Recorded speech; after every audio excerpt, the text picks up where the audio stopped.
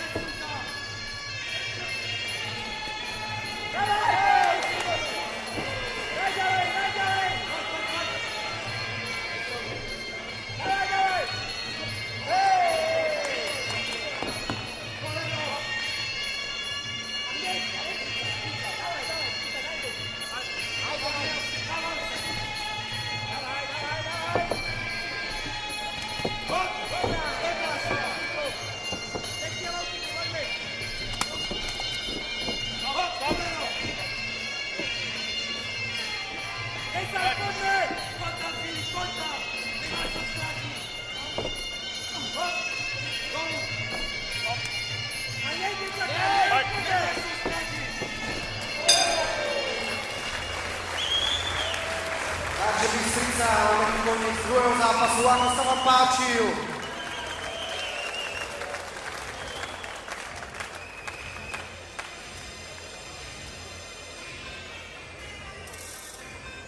Takže ešte raz, ako sa vám páčil tento zápas?